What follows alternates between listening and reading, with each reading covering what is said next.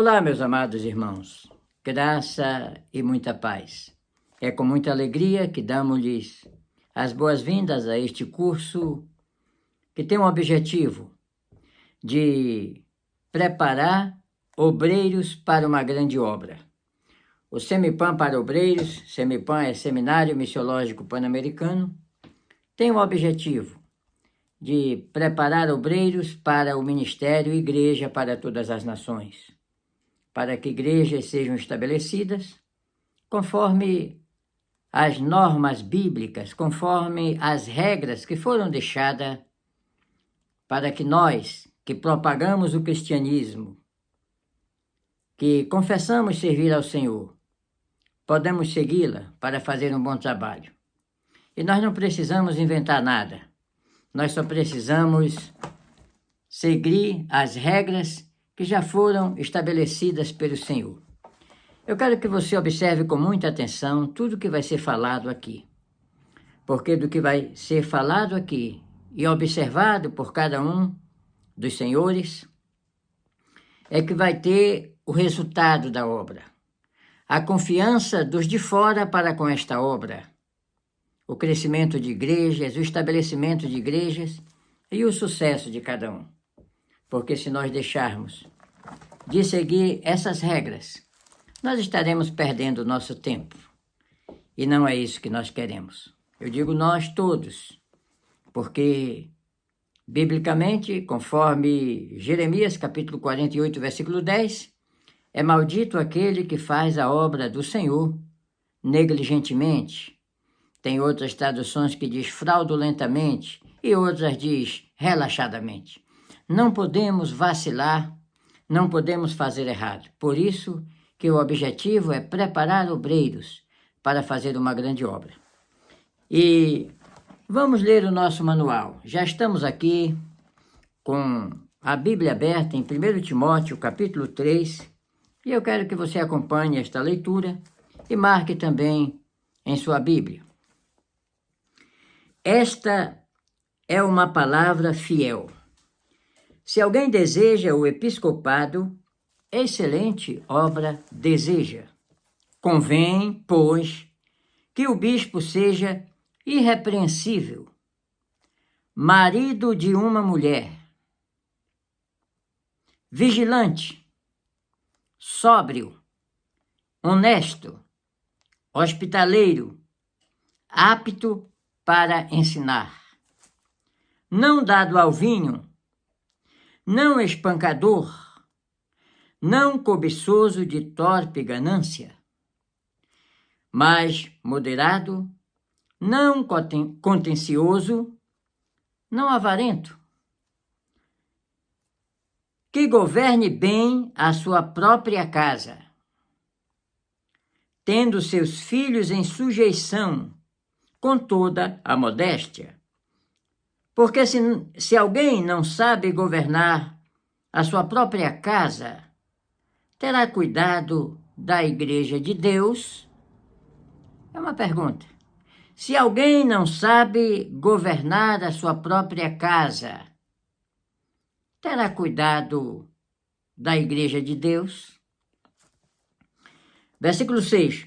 Não neófito, para que, ensoberbecendo-se, não caia na condenação do diabo. Versículo 7. Convém também que tenha bom testemunho dos que estão de fora, para que não caia em afronta e no laço do diabo. Senhor, nosso Deus, temos lido a Tua palavra e agora na explanação da mesma, prepara a mente desta pessoa que está aí do outro lado para entender a grandeza desta palavra. No nome de Jesus. Amém. Bem, para quem não me conhece, está vendo pela primeira vez este canal, este vídeo, este site, eu sou o pastor Calbi Paiva, coordenador do projeto missionário Igreja para Todas as Nações. e há muito tempo atrás, desde 1995, presidindo o Sistema Mundial de Missões, uma instituição missionária que foi criada para ser uma ferramenta na pregação do Evangelho para outras nações. E desde 1995 nós trabalhamos com a implantação de igrejas aqui nos Estados Unidos, servindo a comunidade brasileira, desde 2014 com o SEMIPAN, Seminário Missiológico Pan-Americano, e desde 2018 com o projeto missionário Igreja para Todas as Nações, que está estabelecendo igreja, treinando obreiros para fazer um grande trabalho no continente africano. E é por isso que nós estamos aqui. Nós estamos trabalhando na edificação de uma igreja. Sim, edificação foi o termo que Jesus usou para determinar esse tipo de trabalho na sua obra. Edificarei a minha igreja e as portas do inferno não prevalecerão contra ela.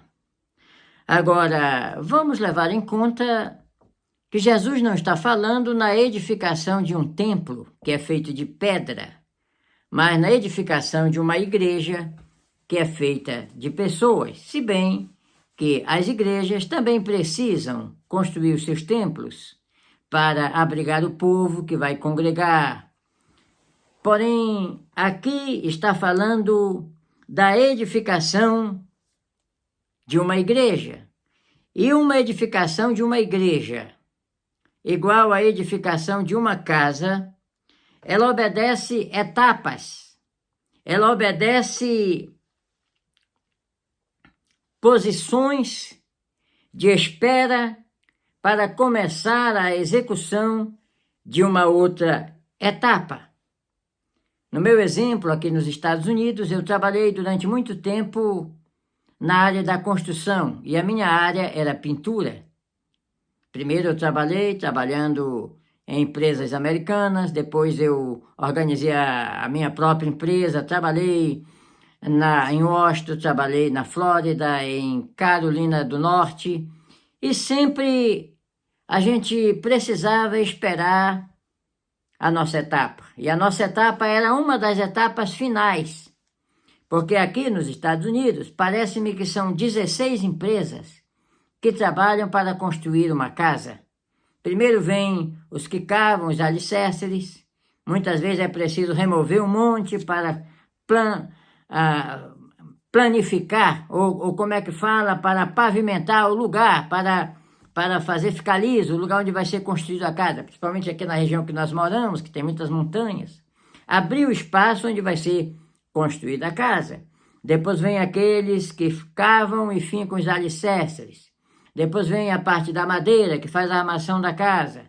Depois vem a parte dos eletricistas. Depois vem os que trabalham no teto. Depois vem os que trabalham na pintura, na eletricidade, no carpete, os encanadores. Então, existem muitas etapas. E nós precisamos, primeiro, que sejam fincados os alicerces para poder erguer as paredes.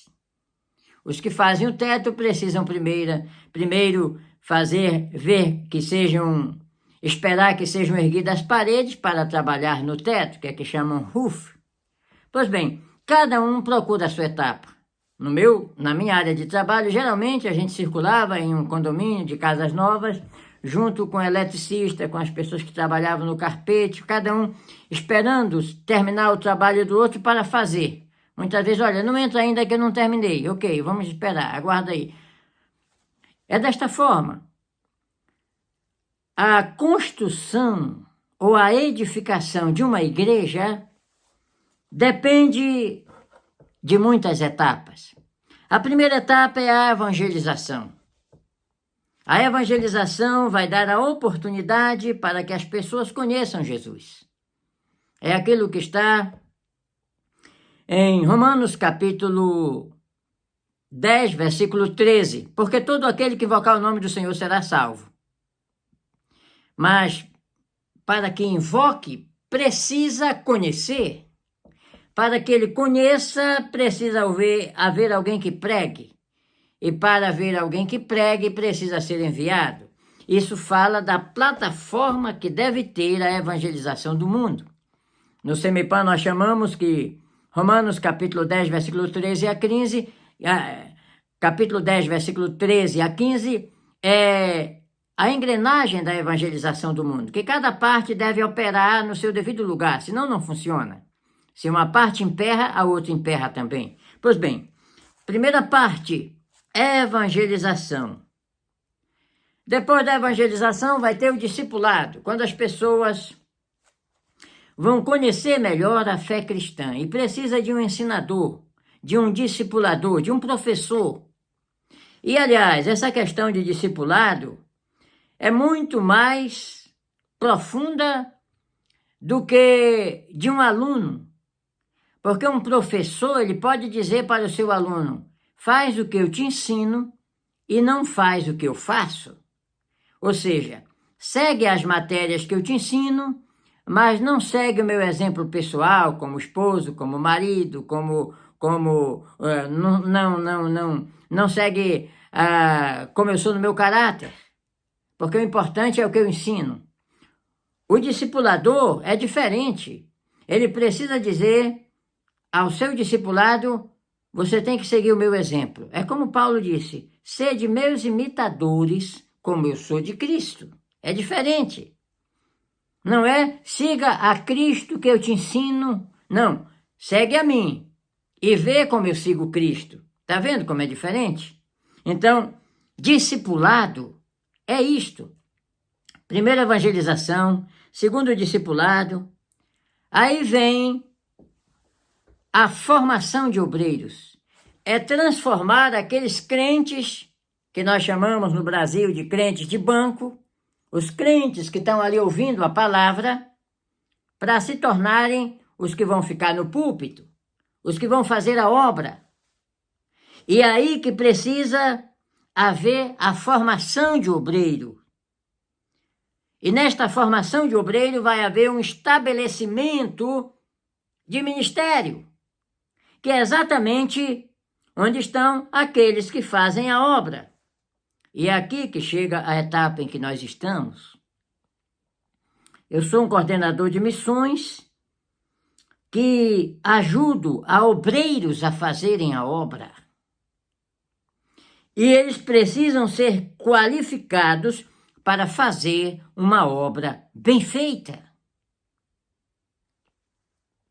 É do ministério que depende todas as outras etapas.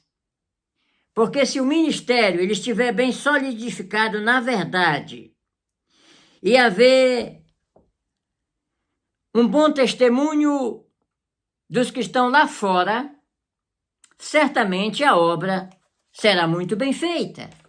O resultado da obra é muito especial.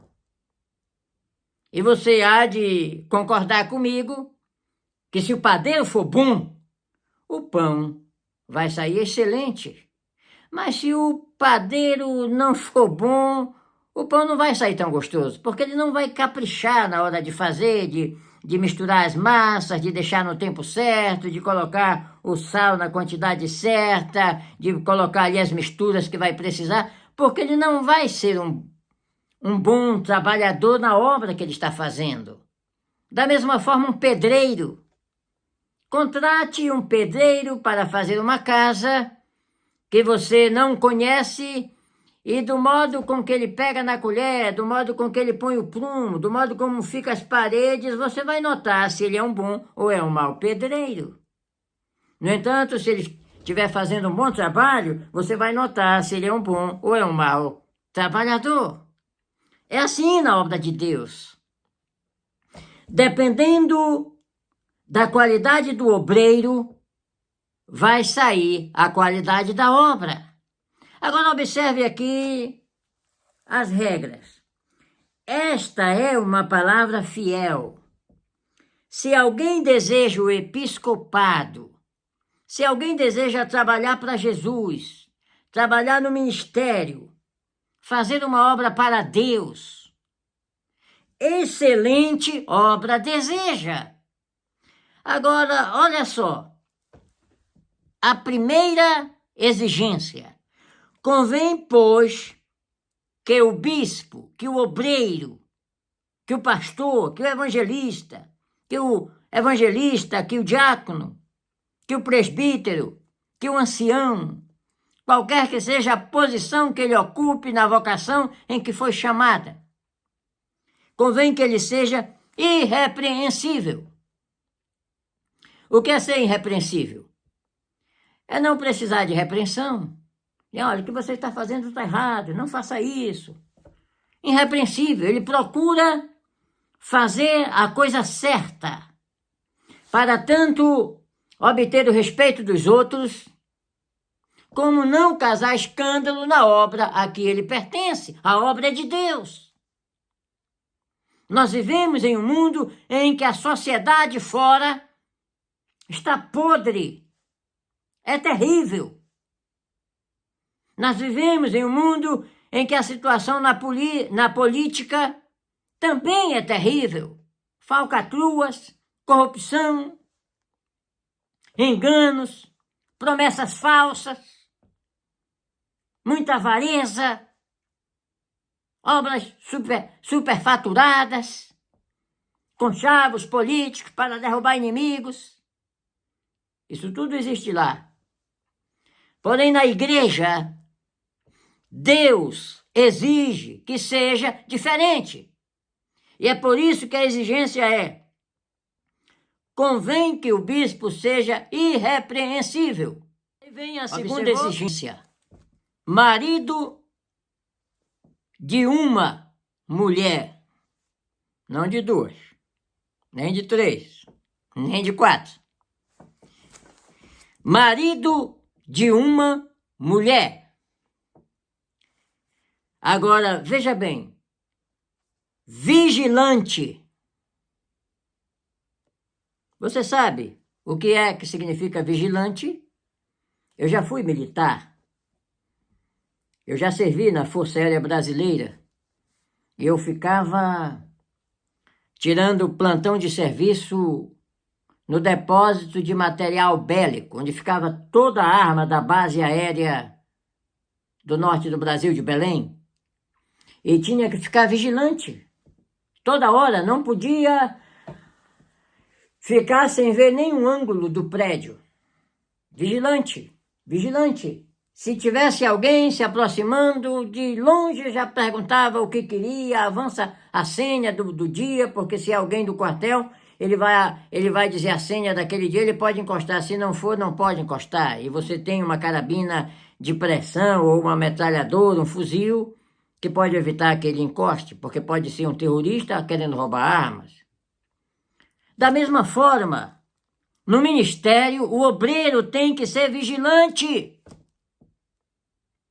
A palavra diz: sede sóbrio e vigiai, porque o diabo, vosso adversário, anda rugindo como leão, buscando a quem possa tragar. A vigilância do obreiro deve ser total. Principalmente na área sexual. Principalmente em todos os aspectos. Porque o inimigo, ele anda ao derredor, apresentando as ciladas, as tentações, para derrubar o mensageiro de Cristo, para derrubar o obreiro. E não pense que ele vem em mau aspecto. Não, vem cheio de curvas. O que é que você coloca na ratoeira para atrair e matar os ratos? É vinagre? É uma pedra? É assim? Ou você faz igual eu, você coloca queijo? Sim, você coloca aquilo que mais atrai quem você quer pegar. Você já pescou? Já colocou uma isca no anzol? Você procura a isca que o peixe que você quer pegar, ele gosta mais, o que mais lhe atrai. Da mesma forma, o inimigo vai colocar uma tentação naquela sua fraqueza. Se a sua fraqueza é álcool, é bebida. É isso que ele vai usar. Se a sua fraqueza é mulher, porque você não se conforma com o que tem em casa, é isso que ele vai colocar. Vamos ser vigilantes. Sóbrio. Sóbrio é saber o que está fazendo. Você imagina tratar com um obreiro que está embriagado? Honesto. Hospitaleiro. A hospitalidade, preste atenção, é uma qualidade que o obreiro deve ter. Hospitalidade. Claro, nem todos que você hospeda vai lhe fazer bem. Aconteceu comigo muitas vezes, mas nunca deixei de hospedar, porque o obreiro tem que ser hospitaleiro. Eu lembro-me que o último que eu hospedei em Charlotte, emprestei minhas ferramentas e ele sumiu com todas as minhas ferramentas. Tive que comprar tudo de novo. Chegou-se identificando-se como um cristão, precisava trabalhar, era mecânico, não tinha ferramenta. E na forma de ajudar, eu digo, olha, usa as minhas, pega a caixa e leva. Um dia sumiu com tudo. Nós vamos correr o risco, mas a Bíblia manda ser hospitaleiro, porque também, sem saber, homens na Bíblia já hospedaram anjos. Nós também já hospedamos pessoas excelentes, que foram muito úteis para o ministério, para a obra. É assim. Temos que seguir as orientações.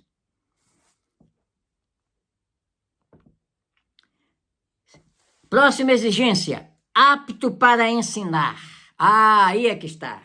Por isso que nós estamos elaborando um curso para treinamento de obreiros. Porque para você ensinar, primeiramente você tem que aprender.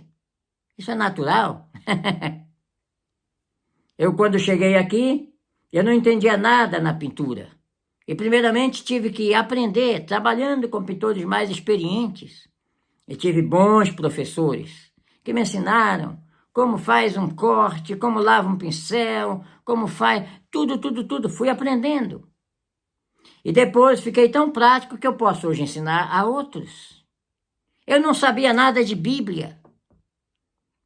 Mas eu me matriculei no seminário, paguei as mensalidades, comprei os livros, as apostilas. E 3 anos depois eu recebi um diploma. Formatura. É assim, apto para ensinar. Como é que se torna apto para ensinar? Aprendendo. Se você separa tempo para aprender primeiro, você vai saber ensinar depois. Agora, não queira ensinar aquilo que você não sabe. Não queira ensinar aquilo que você não aprendeu. Não queira ensinar invencionices da sua mente. Não, eu acho que é assim. Não. Tudo existe regras. E vamos seguir as regras.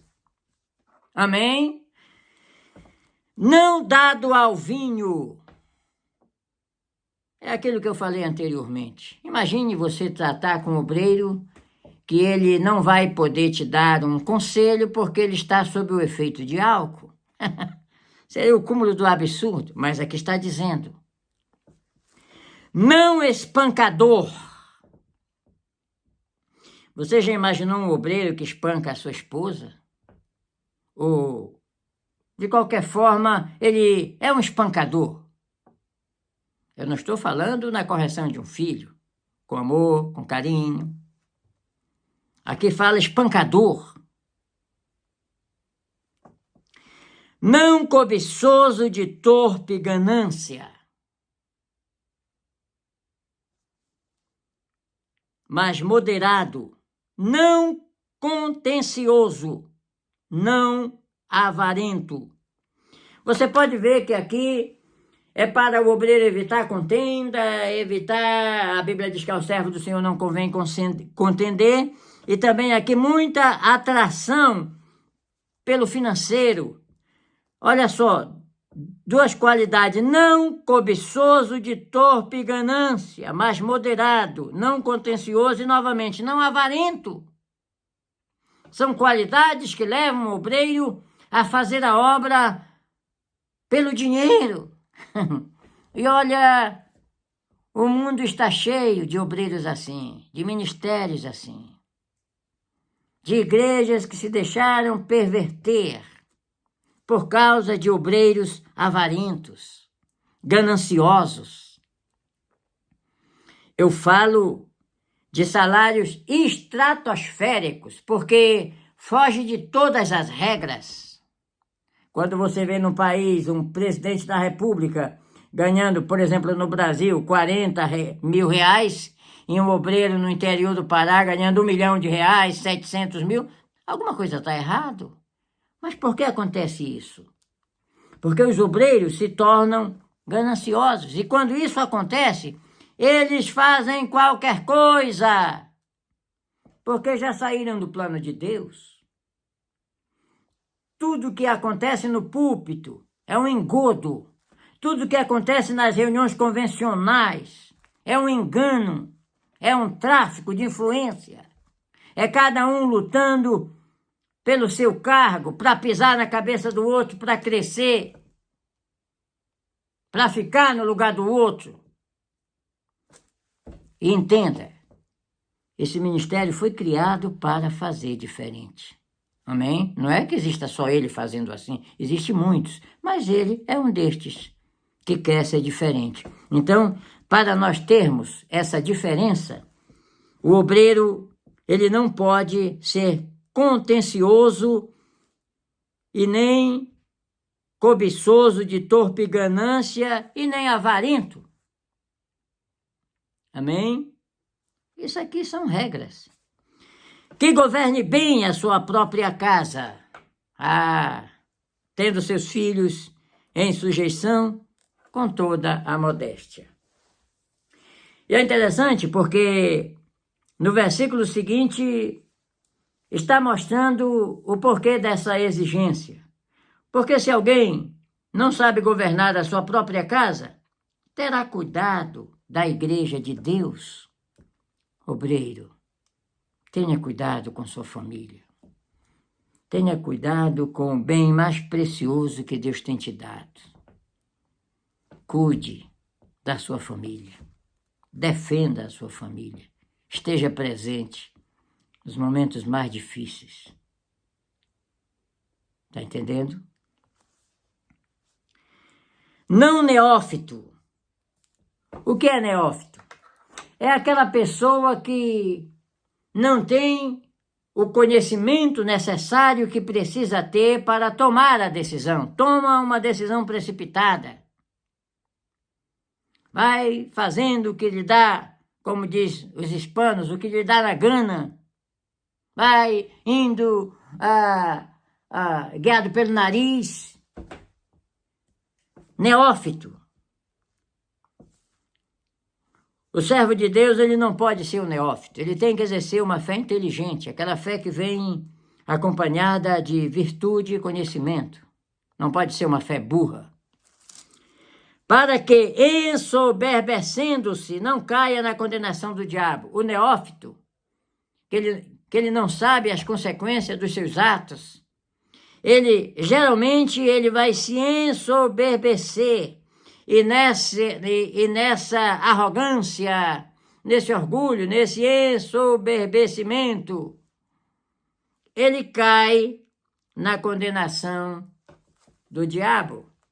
Uma das coisas que nós devemos entender, o importante não somos nós, o importante é quem está em nós. Nós não somos nada, nada, nada se ele não estiver em nós. Mas também se ele estiver em nós, nós podemos fazer qualquer coisa. Mas não é por causa de nós, é por causa dele.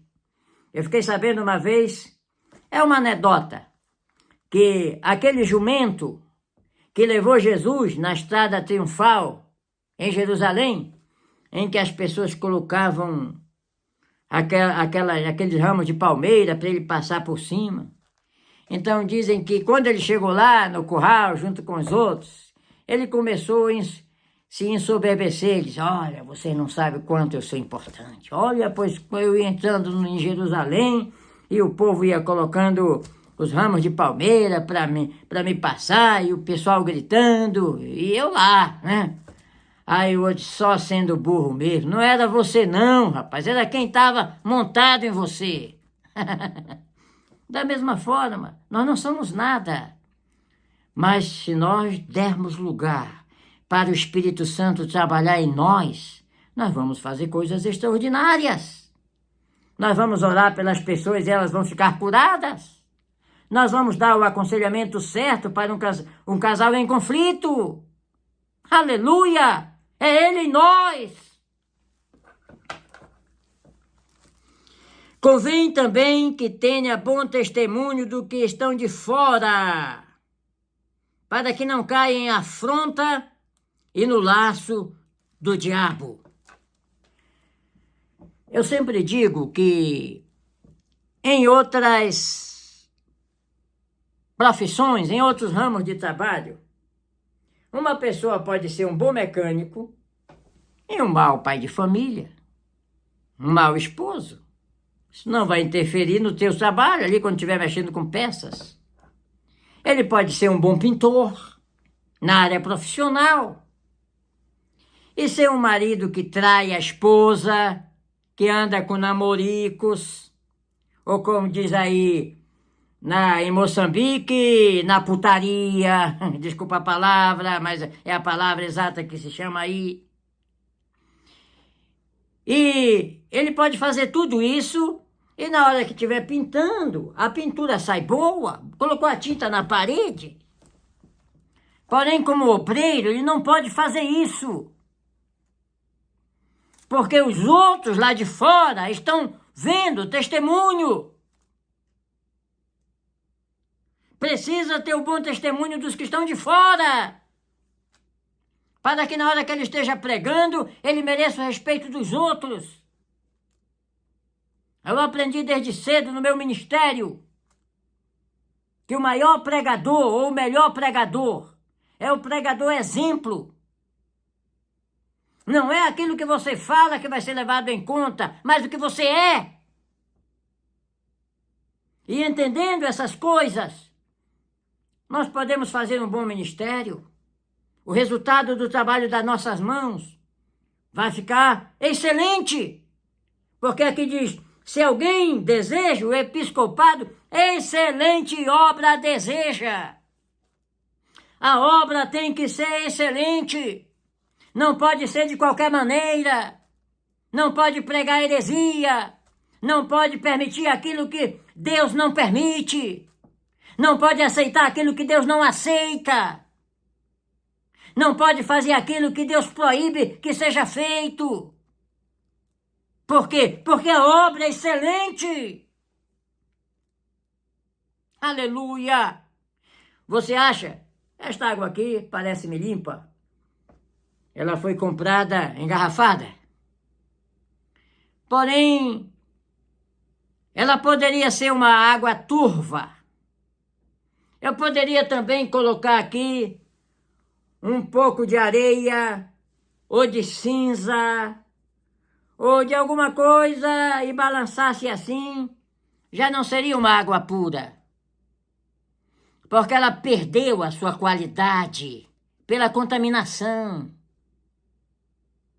Da mesma forma, o obreiro não pode se deixar contaminar pelas tentações, pelas afrontas do diabo, que vem para derrubar a obra, que vem para desanimar o obreiro, que vem para destruir as famílias, que vem para destruir ministérios. E esta obra que nós estamos fazendo pode não ter custado nada para nós, porque nós não morremos na cruz. Mas essa obra, para nós levarmos a mensagem que salva as pessoas, esta mensagem contém o sangue de Jesus. Por isso, se alguém deseja o episcopado, excelente obra deseja. Porém, tem essas exigências aqui. Que você consiga se esforçar para cumprir essas exigências. Porque a obra é séria. A obra é séria e exige seriedade. E nós estamos num ministério rígido. Olha, vocês não imaginam como tem difícil conseguir os recursos que têm sido empregados nesta obra. Vocês não sabem como foi difícil chegar até aqui. Portanto, não brinque de ser crente. Não brinque de ser obreiro. Leve a coisa séria, para não sofrer as consequências. As consequências ministeriais do desligamento do ministério e uma carta mostrando isso. E principalmente, as consequências da punição do Altíssimo. Porque está escrito na sua Bíblia, e eu peço que você guarde isso. Lucas 12:47. O servo que, sabendo a vontade do seu senhor, não se preparou, nem fez conforme a sua vontade, será castigado com muitos açoites. Evite isso para o seu próprio bem e seja uma bênção nas mãos do Senhor. Que Deus abençoe a todos.